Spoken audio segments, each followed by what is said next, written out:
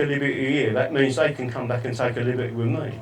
Where would the rights of the City of London go? And by the way, everyone has the same rights according to the Magna Carta as the City of London. So Norfolk should have its own bank, right? And that's how it used to be. But they took it all off you. Not forever. You've just got to be understanding where it comes from. The right to earn a living. Anyone heard about the restraint of trade? The easiest way to describe this is a guy called Wayne Rooney. Everyone heard of him? Football player.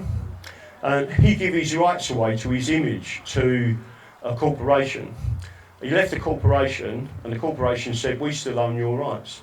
He took them to the High Court. The High Court said, "We don't do ancient law, mate." Right? He had the money to take it to the Supreme Court. The Supreme Court said, "We do ancient rights, mates." Right? And they listed all the ancient laws backing up Wayne Rooney, right? Took 800 years of precedent. And these Supreme Court judges went bing, bing, bing to prove a point to the lower courts. We do ancient rights. This is a common law jurisdiction, and they found in his favour. And they said to him, "You have the right to earn a living," which is one of the reasons why COVID, right? Well, they weren't allowed to do what they did, but there weren't many people that stood up, apart from me and others. And I'm not just saying it was me, but. Just to give you another indication, we wrote out a document. Do you remember during COVID when they said they was going to jab the kids and they went round to all the schools, right? Well, it was me and two others that crafted the letter that the parents took in to the Board of Governors, to the headmistress or master and the form tutor, right? That letter was then published in the Daily Mail. That was my letter. Right, or two other authors, right? Within 48 hours, the government rescinded and stopped all injections of the kids. Because what we said is we're holding you personally responsible. And this is the common law that says you are personally responsible. And they stopped it, right? That's the power that you have, but you need to know what it is. And I'm not being bitchy. Nowhere in that document did it say, "I'm a living man," right? As soon as you put that, they'll bin it, right? You've got to know what you're talking about and do it under the right laws.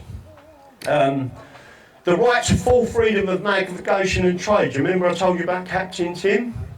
Well, it's in my law books, and we're sitting on the boat, and he said to me, "Am I right?" I went, "Yeah, all right, have a look at this," right? And he went, "So I'm actually right." I said, "What, you was doing it on a whim, right?"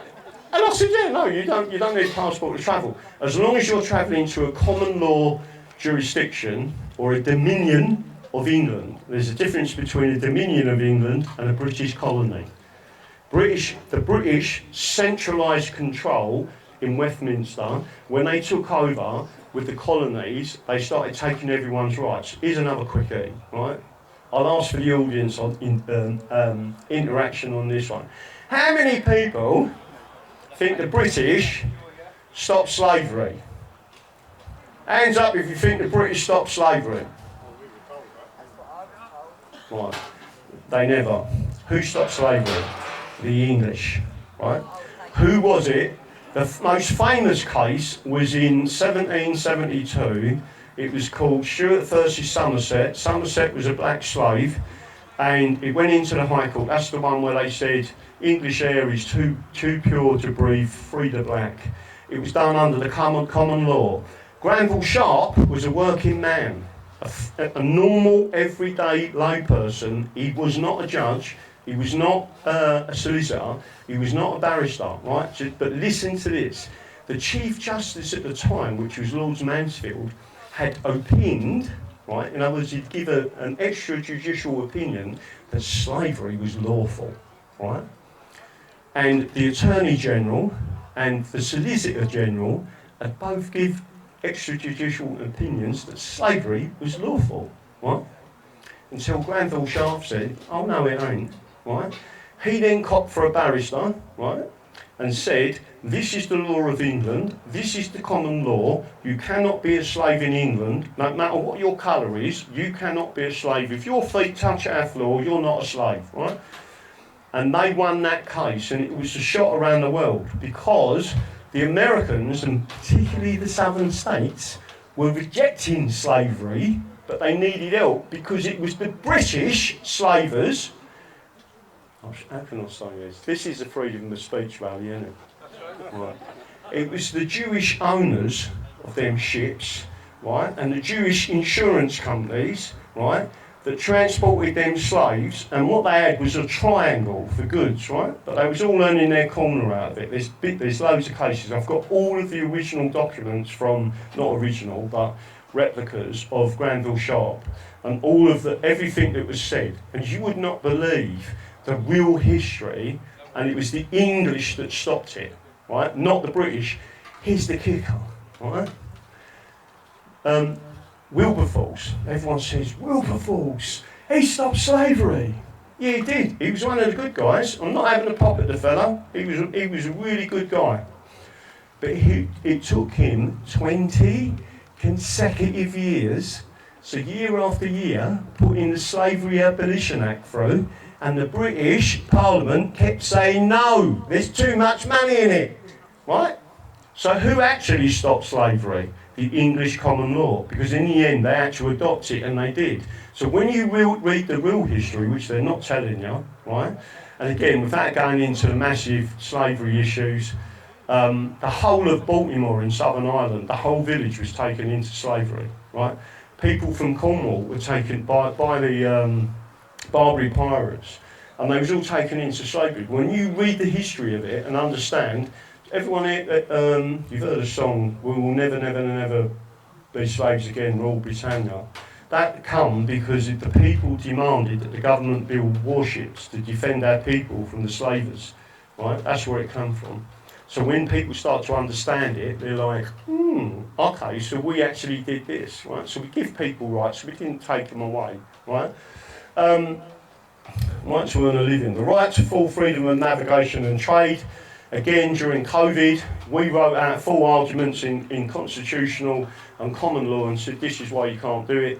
We won about 4 cases when they got to Westminster Magistrates Court. I can tell you another story if you want to hear about me getting arrested for petitioning the Queen, right, and what happened in that case. So they weren't allowed to do any of that, but you was never educated on your constitution, so didn't know what to fight back, right? And then people like me were saying, this is what you need. We had little passes made up with the constitution, what the law was, and people was just pulling them out and going like that and showing the copper, and the copper was just going, go on you go. They was leaving them alone. The right to bring up and protect our children. Again, you've got parental rights. Your children, I don't like saying this, but they are your property until they're 21, right? That doesn't mean you abuse your property, but they are yours, right? And they do not belong to the state. And the best way you can treat your kids today, and there's some lovely people here that I've met, are homeschooling, right? Teach your kids the Constitution. You teach them real history, right? Because state propaganda that comes from the British, right, is psychological, and they get them at an early age, right? So the sooner you take your kids out of school, the better. The right of habeas corpus, that's already been mentioned, right? Massive. I mean, literally, if anything happens and you're arrested, this goes back to Ashby versus White, 1703. It's another massive constitutional case, which I'm in the High Court next Friday for. And part of that case is this, because what we're saying, Ashby versus White had 3 separate elements to it. I won't go into the detail because it'll take too long, but one of them, it was a habeas corpus writ. One of the people had been arrested by Parliament and put in prison. He issued an application for habeas corpus. The judges listened to it, and it went from there. We're nearly ready. We've got some cracking questions. We thought we could get about 10 All right, no, we go for the questions. So there's lots more on here. The pretended power of dispensing with laws is illegal, right? So when they brought in COVID, they weren't allowed to do that. That was a pretended law, right? But you didn't know that. The right to petition the monarch, commitments and prosecutions for such petitioning are illegal. If they arrest you for petitioning the monarch, which we're currently doing in Northern Ireland, there's thousands of signatures at the moment, and they're getting a right hump, right? Because they're holding up the petition that's been written correctly, right? It includes a prayer, and the old bill can't touch them, right? Because if they do, they get nicked. Right, petition. The election of members of Parliament ought to be free. Another one, that's part of the case next Friday. The levying of money and income tax, VAT, a European tax, is illegal without the consent of the people. Still law. This is the one that people often ask me about. Commissions for ecological causes and all other commissions and courts of like nature, Sharia, right, are illegal and pernicious, right? So just to make sure, there's people here who've been talking about Sharia and there's Sharia courts and they're issuing all these commands, right? It's illegal, it's unconstitutional, it's unlawful, every one of them should be shut down. Just to make sure you're aware of this, even Christians can't do it. You can't have a Christian court. So if your priest was to turn around and say, you sinned this week, I'm going to put you in the vestry for a week and I'm going to fine you a £5 and you'll do this. That's illegal, right? And again, there's a Jewish law. They've got Jewish laws in this court as well, in this country, right? Jewish courts. Right? That's also illegal.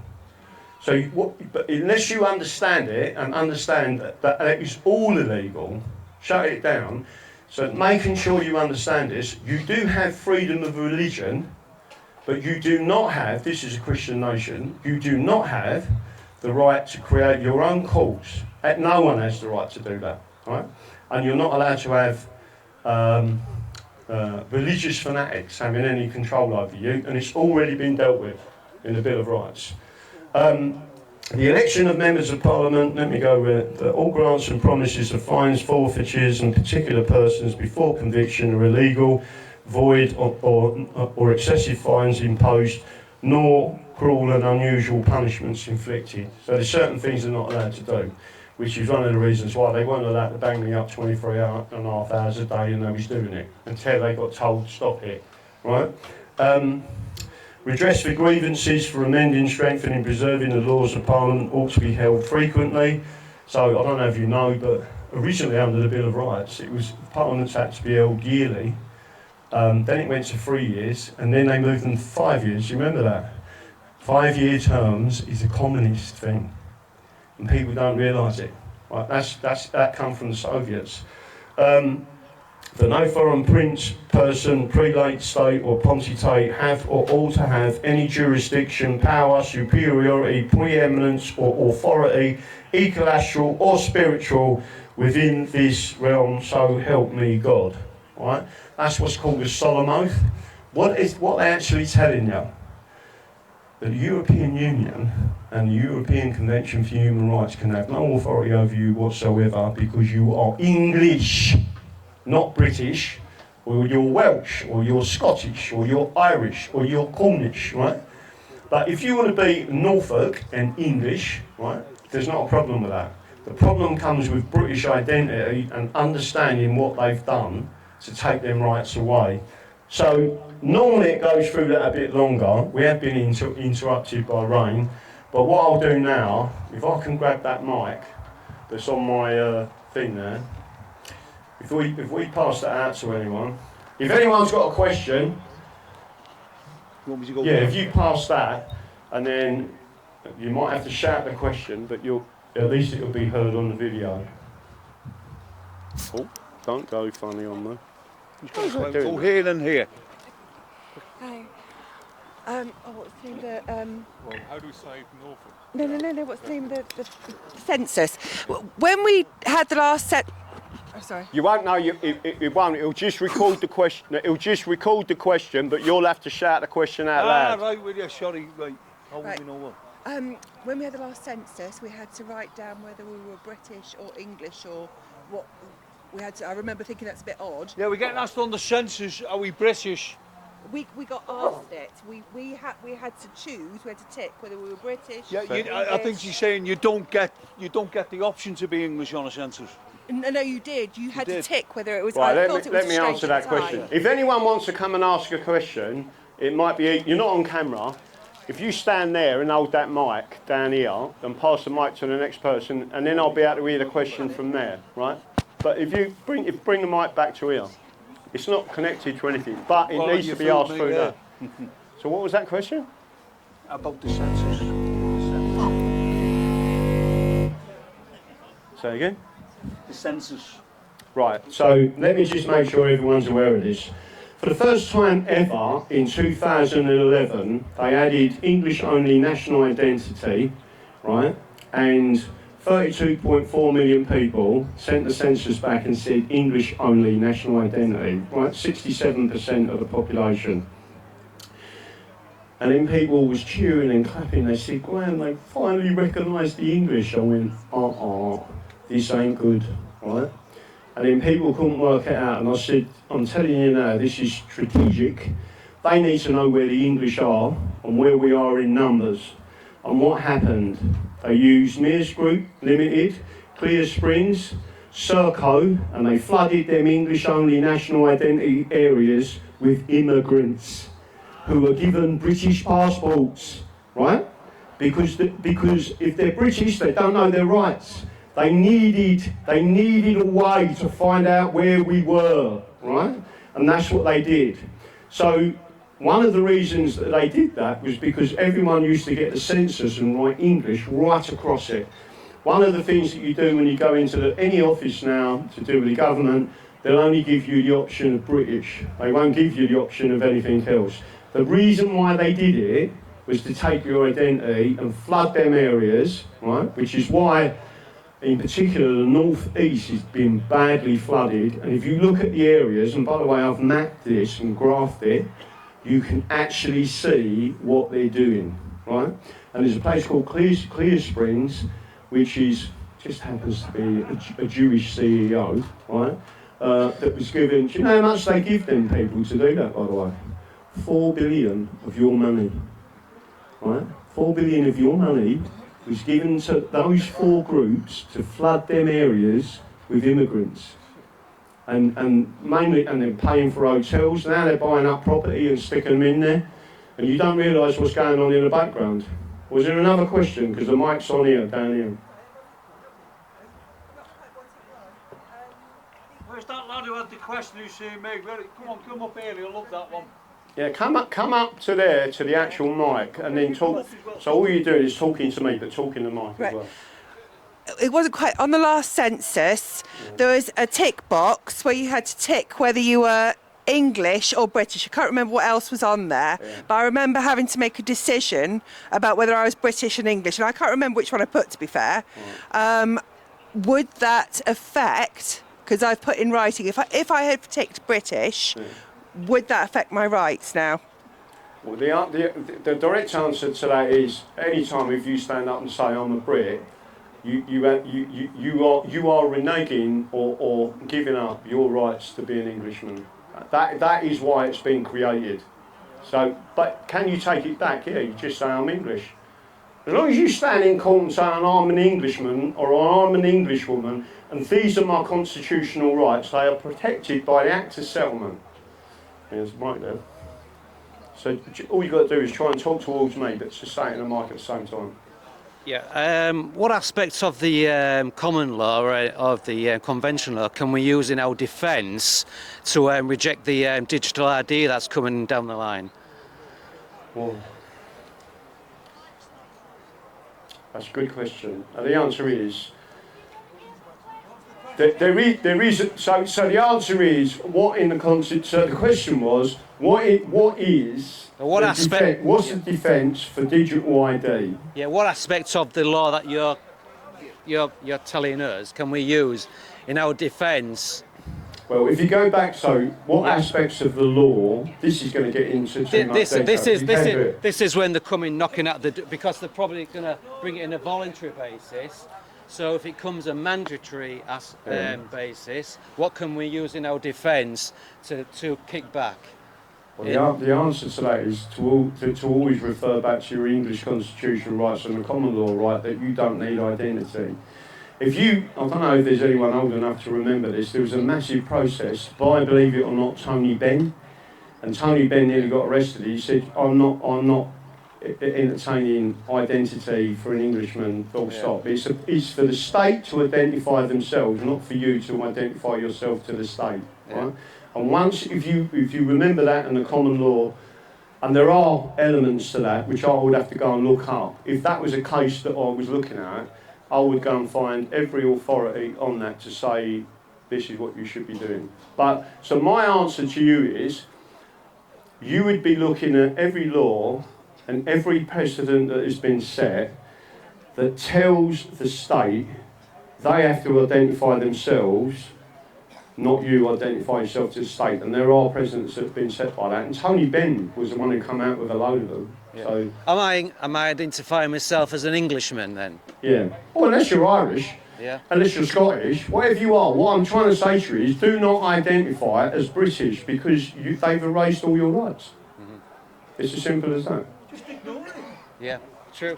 Yeah, non-compliance. Yeah, no comply. Yeah. No, thank you for that. That's no worries. No, thank you. Can we? It won't come out loud. That's going to the recording, but you need to speak to me quite loud because I'm deaf. Right. Oh, can we use the common law to protect Norfolk from being amalgamated with Suffolk? Yeah. Yeah. How do we do it, please? The answer is you would have to go back to your charters. So the biggest thing, so the question for everyone was, can we use the common law and the constitution to stop ourselves, Norfolk, being amalgamated with Suffolk, right? One of the things that people don't, and I think what you're talking about with amalgamation is, like, I think it's East Anglia or East of England, and it's a region, right? Go back to Dominic Cummings, who was fighting, and he fought for the North East, and he stopped it becoming a region earlier, right? That's part of the communist takeover of England, to destroy England, right? Scotland is already a region of the European Union, so is Wales. And what you've got to understand is you need to fight against the regionalisation to stop that from happening. If it was me, and I don't know the detail of it because I don't live in this area, although I'm about to move to Devon, right? You would need to go back through all your ancient charters and the laws that refer to Norfolk and being protected in some way and use that against them. That's what I would do. Okay. But it's again, it's an independence. How can I put this? So it's not for me to go through everyone's, because I have this all the time. People bring me cases, and I said, listen, it's not about me doing your case for you. It's about me empowering you to point you in the direction where you can find the information from. Charters are really important, and ancient charters, especially if they're for all time to come. A.V. Dicey actually said this in his second book, because one book an opinion he gave the Parliament sovereign, then he changed his mind, but they don't tell you that part, right? So one of them books I've got in there is from A.V. Dicey telling you Parliament ain't sovereign. It can't be, because if there was a law made and it was solemnly sworn to, and it said anywhere, forever, in perpetuity, using any of them phrases, they can't reverse it. So what you're looking for is a charter from Norfolk that protects Norfolk, right? And then you have to use that against regionalisation. But regionalisation is Soviet in nature. And that's what they're trying to do, is destroy England. I hope that answered it. Yeah, no. We realise what their plan is. Yeah. Yeah, what we've got to fight them, really. Thank you. Yeah, no worries. If you want to pick that mic up. Sorry for the recording. I bet you have to talk loudly to me. All right. Well, I just started to look at some of Clive Edwards' work on his, is it capillary waves? And he's saying that being on the electoral register actually means we are now the lowest of the low, we're commoners, and that actually by coming off the electoral register, you become actually one of the people. And certainly dealing with the council or in any sort of disputes, you have more power as being one of the people, and that you're above the council, whereas on the electoral register, you're just a common person. Okay. Well, is that right? I'll try and explain this to people. So the question is about capillary wave and Clive Edwards. So before I say anything, I want to say that I've spoken to Clive. A lot of what he says I agree with. A lot of things that he's doing I agree with. But when it's about the Constitution, he is almost completely wrong. When he talks about the local action, he is right. One of the things he's wrong with, where I'm telling everyone now, if you don't vote, you are complicit in the system, and it was you who have created the system that is now slaughtering this country. And we had people, working class people, at Peterloo, Petersfield, just outside Manchester in 1819. By the way, for any military here, yeah, the British bayoneted a baby, right? They killed 19 of us for demanding the vote, right? Okay, they slaughtered 19 of us. There were 70,000 of us there, working class people. The other thing that he was doing was making a declaration not to pay tax. It already happened in Spitalfields in London and Birmingham, right? They killed men, women and children and a baby in arms, and all they was doing was demanding the vote, right? So anyone who don't vote, right, just think, yeah, a baby got bayoneted for your vote and you're sticking your middle finger up at that baby, right?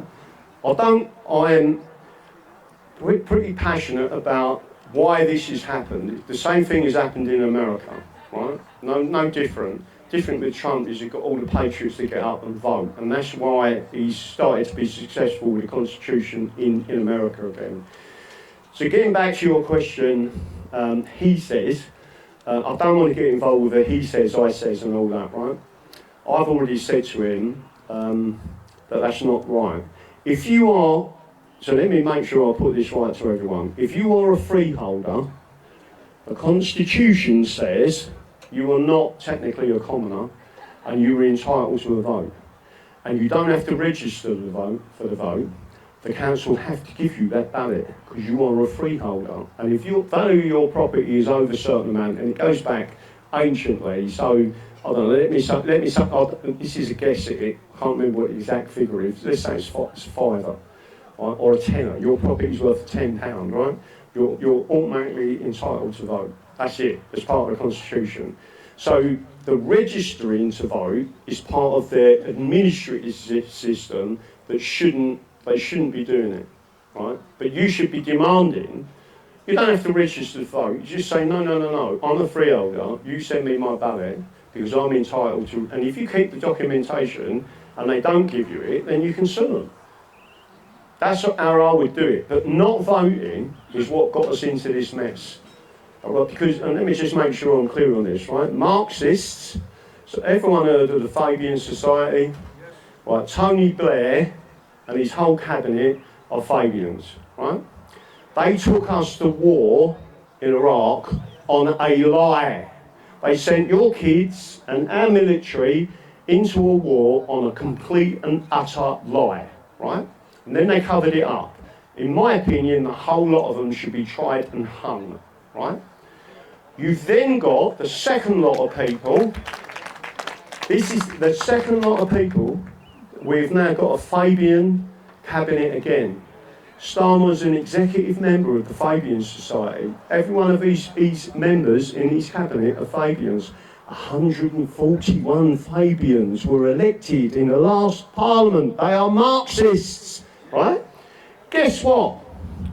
A few of them are Conservatives. A few of them are also Lib Dems, right?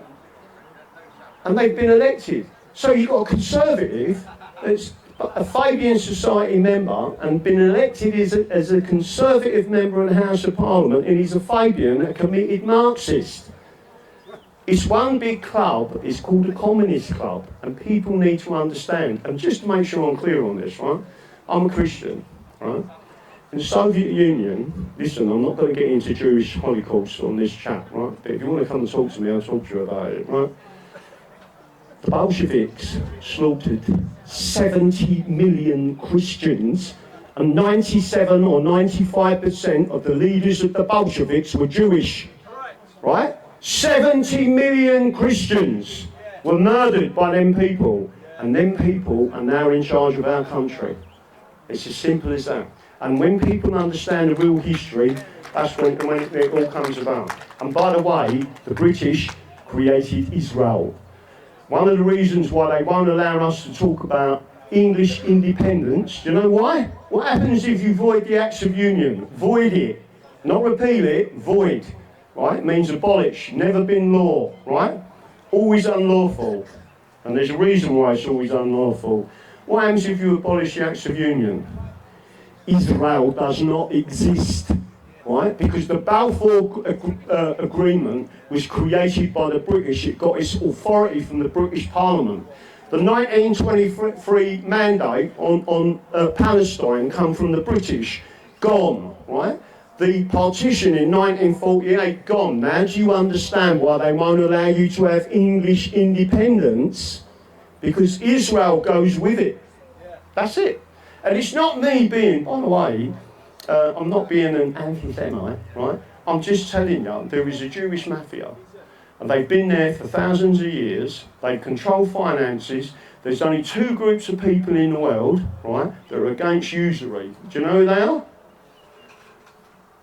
The Orthodox Christians, which we were, and under our laws of England, right, under our laws of England, usury is unlawful in Christianity, right? Do you know the other group of people that is unlawful? Islam, right? What do? They get the two groups of people fighting each other, right? Because none of us, we're all saying, we ain't into, listen, we want to go back to an independent financial system. I want to give Norfolk its own bank, where the people of Norfolk create the wealth for the people and the future of Norfolk. It shouldn't be controlled by the City of London. Who's done all that? Only one group of people. So it's all I'm doing is I stand up and tell the truth to people. So from your question, you've got a few answers there that I'm sure. Could I then just say, so if you can deregister, but you can still vote? And You can deregister, you can still vote. So there's things that Clive has said I agree with. You don't want to come under their jurisdiction. And what he's saying is by registering to vote, you come under their jurisdiction. Yeah. I'm going to give you a one-liner. That is complete bollocks. If you are a freeholder, you demand that they send you your ballot because you are a freeholder and you have rights to vote in this country, whether they like it or not. Go on. Hello, Graham. I think you've answered most of my questions in the last 2 or 3 minutes. Firstly, Richard Poe wrote a book. He's written a book, The British Invented Communism. Yeah. I presume that you agree with that. Yeah. And do you recommend Richard Poe? Are you familiar with him? I have read that a long time ago. Okay. So what the gentleman's just basically said is that Richard Poe wrote... Well, the theory is, of course, that the Jews invented communism, but apparently the British invented communism. But now you're going to tell me that the British invented the whole bloody lot. Yeah, basically. Yeah. Okay. Number 2, you've answered the question on Israel and the Balfour Declaration, because I'm sick and tired of friends of Israel here, there, and everywhere. House of Lords, should we abolish it, or is it essential to keep it? Well, right, so that's a good question. And House of Lords. And before I sit down, please explain to us. You've arrested Starmer and Sadiq Khan. Why are they still free? Please tell the story. But no, I will. So I want to try and tell the story of arresting Sadiq Khan. But one question I'm going to ask the audience. You might have to remind me about the Sadiq Khan story. I'm going to ask the audience this simple question, right? Simple question. Do you believe that you should abolish the House of Lords? And put your hand up if you think you should. Right. How many think you shouldn't? Right. I can tell you now you shouldn't abolish the House of Lords. It's part of our constitutional processes. One of the biggest ways in which they interfered with our constitution was something called the 1911 Parliament Act. It's when they started paying members of Parliament. It's what created a political class. We was warned at the time, you can read it in Hansard, right? Do not do this, do not pay politicians. You need politicians that have built businesses over their lifetime and give back to the country as a voluntary thing, a bit like what Rupert Lowe's doing now, right? He's not taking any money, he's giving it back to the community, right? I mean, he's worth 30 million quid. But my point to you is, the 1911 Parliament Act was one of the, well, there's more, right? So we've reverse engineered all of the worst acts that has been done to destroy England. and I can take you all the way through them, right? And it actually started in 1815. Do you remember the Waterloo and what Rothschilds did, right? And then they told a lie, and then they brought all the share prices down by saying that we'd lost the war when we hadn't, and they got a pigeon come back and told them the truth, right? And he's got that, and he said, oh no, we have won it. But in the meantime, they went and bought up all the shares of the big corporations and made millions of money, right? Millions and millions, right? The point I'm trying to make to you is from 1815, that's when they really started going to work on this, right? And the reason was because they'd already lost the colonies in 1776. They attacked the Americans for the second time, the British, by the way. They'd only been an entity for 70 years. Now, they come about in 1706, 1707. They then, in 1776, attacked the English dominions, the English, and they're called colonies, but they weren't, they were dominions, and the British attacked. And then in 1812 they did the same thing again. There's a whole different story. If I told you through the story and the legal arguments for it, everyone would go, why are we tolerating this British mob, right? Who are a regime, and a communist regime. They're called the ruling class, right? And once you understand who and what they are, you will go back to that question. 1911 Parliament Act, you need to keep the House of Lords. Why do you? Do you understand what the Magna Carta is? Well, the Magna Carta goes back with the barons, and them hereditary barons can take you all the way back to the original charter, right? And the reason why they wanted to get them all out, and Blair in particular, do you all know the story about what happened with the petition with the Queen in 2002? Anyone heard of someone called John Hurst? Magna Carta Society? Well, John Hurst was a personal friend of mine, right? We worked together on cases. He used to be a police officer, right? Firearms officer. He apologised to me for being a police officer, and I apologised to him for throwing a brick at him when he was in the Wapping riots, right? So we got on like an house on fire. The whole point of what I'm trying to say to you is it was about the Magna Carta, and it still works. Article 61 is still valid, right? And I can take you to the law, and I can take you to the judges telling you that. But you have to go through a process, and these people who are doing all these things in the background are not doing it in the correct way. If you go back to another law, it's called Observance of Due Process 1384, right? And you have to do it in a certain way, and if you don't do it in that way, they'll ignore it, right? Which is why currently they're getting the up in Northern Ireland because they're using a petition to the King, right, which they can't ignore. And now it's causing a problem for them, not for me. What was the other one? Oh, Sadiq Khan. Do you want to hear a story about Sadiq Khan? All right, no worries. So just a quick question, or a quick answer, if I can give a quick answer.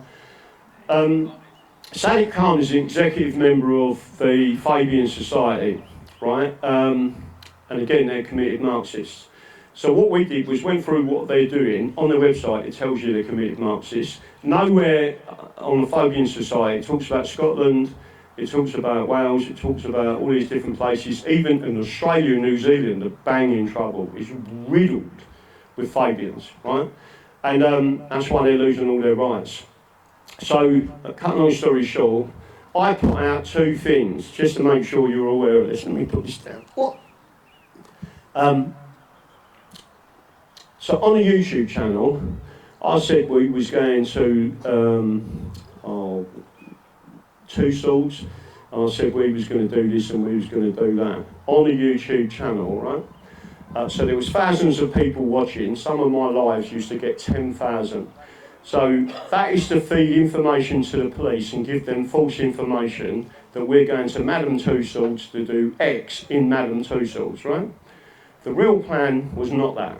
The real plan was 50 of us bought tickets to another part of London, to the Fabian Centre, first conference, political conference of the year, that was being broadcast live by the BBC, live by Sky News, live by Channel. There was 197 countries it was being broadcast to. So we had 50, all right, it's called an inner circle, right? So 10,000 people watching, or whatever it was, watching there to the false information that's being fed to the police, right? And then there's the information that we had to the 50 core people, right? You have to have people that are completely trusted, not anyone pretending to be someone. It's like anything else. You've got the smaller the team, the better, right? But you've all got to have the same mindset. That's the mission. We need to get to the mission, and this is how you complete the mission, right? So we goes up there, and we've all bought tickets. We've sat in the front row, and I've done this many a time, by the way. There's people see me on other things that I've done it. So he gets up on the lectern, and as he did, we've jumped up, all suited and booted. There was about 3,000 Fabians there. And we said, we're arresting you, and we read out the warrant, right? And it was all written correctly, right?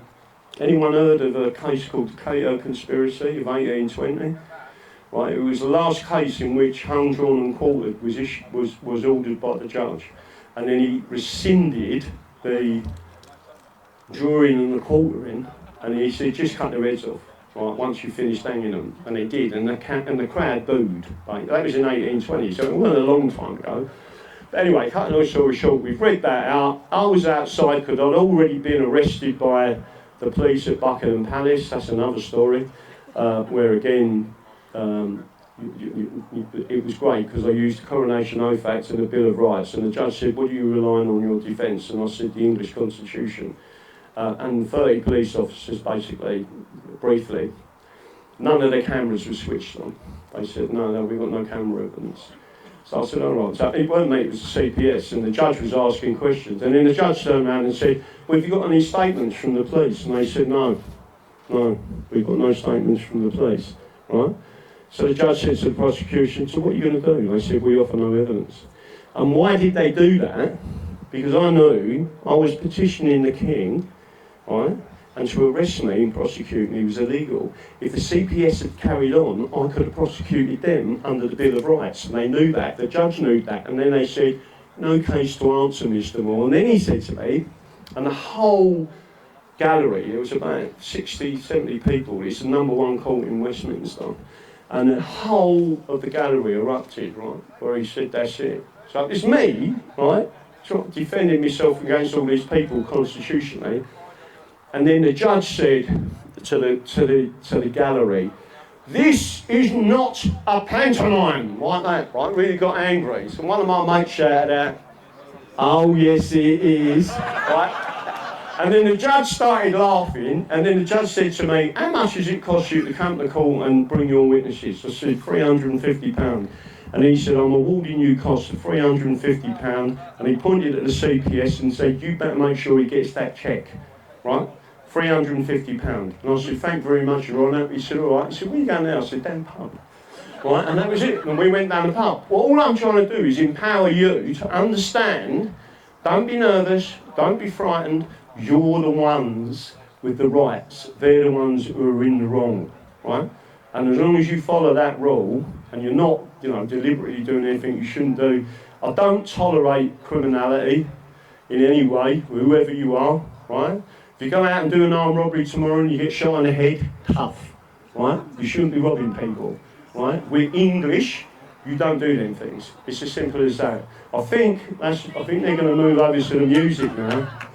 But that's it. Normally I do a lot longer. We've been interfered with the rain, etc. Go on.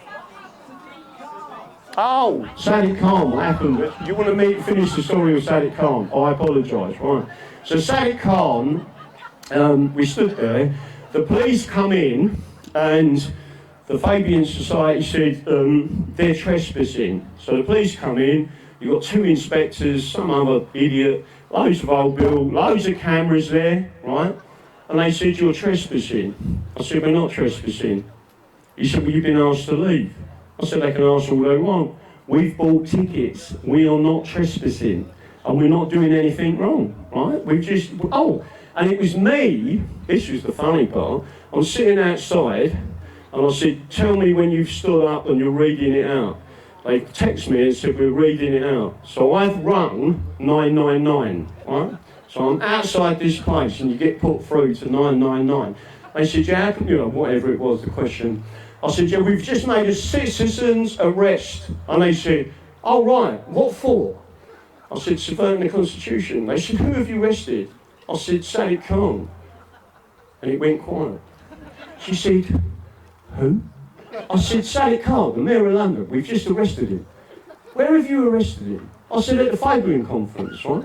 Well, you've never seen the amount of old Bill that turned up for this thing. And the coppers was laughing, right? Because they don't particularly like him. And when I was outside with the gallows, right, we parked round the corner with the gallows on the back of, all built, it was lovely, right, these gallows, right?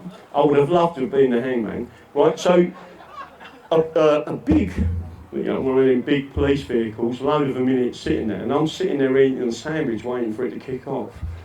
And the old Bill pulled alongside me. It's lucky I'm not of a nervous disposition, isn't it, right?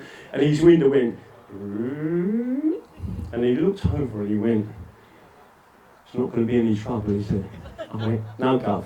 He went, and then he done his window up and kept his mouth shut and drove up. They never done anything, never come on us, and they knew what was about to happen, right? When I say they knew, it was started to be obvious because the amount of us was coming out from the outside, but there was 50 of us in there. So eventually all they did was, the Fabian Society had to tell the police in front of them, we will give them a full refund, right? So $2.5 grand, they had to refund us. I said, if you don't refund us $2.5 grand, we ain't leaving. And we're going to stand here. And Khan was sitting up on this big platform, pretending to read the Sun. Like you're sitting there, you're thinking, why is he just flicking through? And you know, like he was really bored. But we'd stopped the first major. It was the 13th of January 2018, and basically after that, the group got infiltrated. The people never took it further. Have you heard of a group called the Common Purpose? Right, well, so their head of Common Purpose was the next one we was going to arrest in Liverpool at her home address, right? And then they took down the group, but they infiltrated and destroyed the group, which is why I'm so particular. We've now got, I've said to you about, we have an inner circle. So we've got an inner circle that's with me, then we have another inner circle that can't go into the inner circle, and then we have another inner circle so you can never find out what the top target of what we're doing is until you've been with us for years. And when you've proved yourself over years that you're 100%, then you'll come in, and then we'll tell you what we're planning, what we're operating, and what we're doing. But that's it really. And then there's a few. I mean, I got arrested outside Buckingham Palace and all the Americans loved it. Right? They was like, yeah, constitutional rights. And as they was dragging me away into the police van, I was literally handcuffed, and I had a whistle. Do you know that whistling and the horn comes from the English? It was a way that we told people that the village was in danger. It's where whistleblowing comes from. It's why police used to blow a whistle, and we come out and help the police with our guns, by the way, right? We come out and help. So to cut a long story short, I got a whistle, and as the copper put me in the back of the van, his ear was about there, right? And I went and blew down the ear, and he went, "Fuck, no ear!" Right? And I went, "Sorry, Guff." I said, "I'm just like," and he went, "Yeah," slammed the door shut. But when we got to the nick, they've opened the door and this chief inspector's walking down. These two coppers are saying, "Look, just tell us your name or we do arrest you." I said, "No, I'm not telling you anything." Right? So I had a shirt, a t-shirt, this is funny. I had a t-shirt on, right? I can't remember what it said. It was something, whatever it was. But the E, right? The E on the t-shirt fell off, right? And I said, my E's fell off in the back. So we're looking, I've got my handcuffs on, and these two coppers right, are looking, and we're trying to find this thing, right? So the coppers, the chief superintendent's role, he said, "What are you doing?" So the coppers said, "He's dropped his E. We're helping him to look for it," right? So the chief super's going, "What?" Right? No, I said to them, we was all laughing, right? And these two coppers said to me, I can't believe I'm looking for an E for someone in the back of a police van, right? But it was an E that fell off my t-shirt. No, that was it. But anyway, we'll put the music on.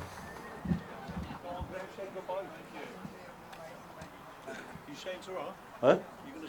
Oh, yeah. So don't forget, you can find us at the English Constitution Society, the English Constitution Party. We're different to any other political party. We don't have whips. Our manifesto is the English Constitution. So all of these documents you can see are our manifesto. And we only stand up for rights of people, that's it, which is what members of Parliament are doing.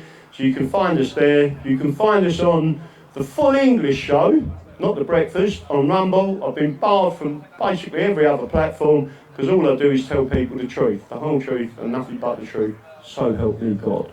Good night.